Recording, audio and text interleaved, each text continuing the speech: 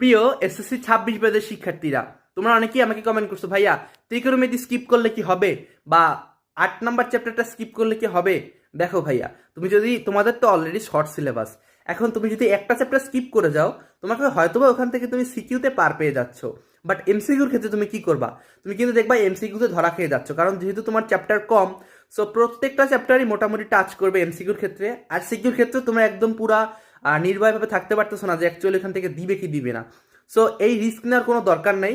তোমরা একটা কাজ করতে পারো, তোমাদের কাছে যেই চ্যাপ্টারটা কঠিন লাগে, সেটা হতে পারে ত্রিকোণমিতি, সেটা হতে পারে বৃত্ত, যেটাই হোক না কেন, তুমি ওই চ্যাপ্টারের অ্যাটলিস্ট ইম্পর্টেন্ট সিকিউ এমসিকিউগুলো পড়ে যাও।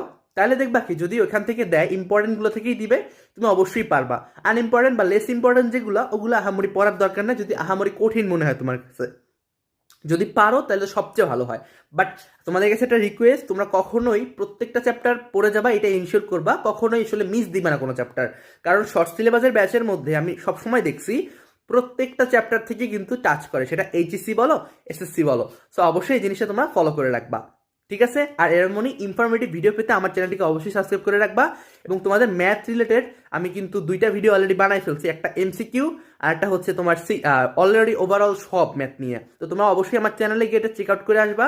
সো গুড বাই গাইস, ভালো করে পড়াশোনা করবা, কিন্তু কোনো সমস্যা থাকলে আমার হোয়াটসঅ্যাপ চ্যানেলে জয়েন করো।